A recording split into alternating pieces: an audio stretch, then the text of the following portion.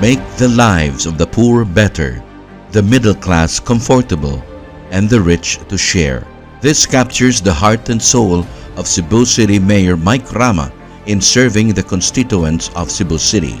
The project we sparked today with a groundbreaking, a proposed housing complex, echoes this mantra when the aspiring sector will find what the home their families deserve, living in a vibrant community. The South Coastal Urban Development or SCUD project will showcase the collaboration of the national government under President BBM Marcos through the SCUD, the Department of Human Settlements and Urban Development, and Cebu City under Mayor Mike Rama. This collaboration will mean the construction of an initial 30,000 housing units for as many beneficiary families who will be accommodated in MRBs, medium-rise buildings, and some high-rise buildings right here in where we stand today. Most of these families will come from occupants of structures built within the 3-meter easement of the 8 rivers and waterways in the city, as well as along the coastal area here in the city's South District. As the city's Task Force Gubat sa Baha is now poised to execute its mission to clear our waterways in order to save lives from current probable tragedies just waiting, the city begins to prepare the new homes for those affected. In the meantime, they will be settled in a temporary shelter just across the waterway from this site at South Road Properties. The collaboration with the SCUD sparked during a meeting in October last year between Mayor Mike Rama and Undersecretary Gary De Guzman, who in just a month signed on behalf of Secretary Jerry Acusar a Memorandum of Understanding with the Mayor last November 18, 2022. Secretary Acusar finalized the collaboration with the Mayor last month when both agreed to realize President BBM's 4 Ps, the Pambansang Pabahay para sa Pilipino program. The would-be residents here will benefit from the South Coastal Boulevard that the DPWH, the Department of Public Works and Highways, has already begun to construct, running beside the buffer zone, the waterway between here and SRP, from Sawang Calero to Inayawan and exit through Talisay City.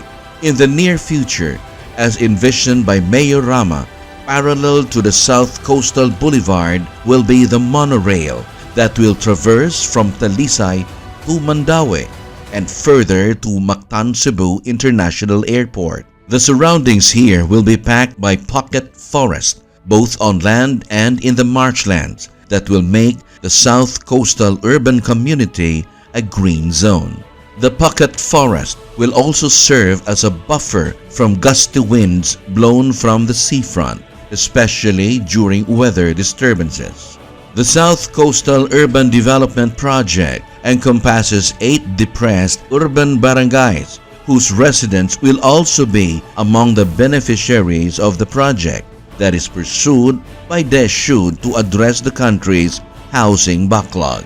More than just a housing project, as planned by the Cebu City Government, beneficiaries will be afforded decent housing and upgraded living conditions to raise their dignity and productivity as important contributors to society. The project covers about 60 hectares that will be developed in phases. The Cebu City Government will implement the MRBs that will be 50 meters in width, while they will handle the 20-story residential buildings 100 meters wide. They commit 9,000 units in these high-rise buildings that will stand in a 5-hectare area. Meanwhile, the first phase of the housing area covers 25 hectares in barangays Kinasangan, Basak Pardo, and Basak San Nicolas. The second phase will be in barangays Inayawan and Cogon Pardo, and the third phase in barangays Mambaling, Dulho, and Sawang Calero. There will be open spaces for recreation and areas for community gathering and commercial centers. The 70-meter waterway between SRP Commercial Zone and the South Coastal Urban Development Project will likewise serve as a major buffer and recreation zone.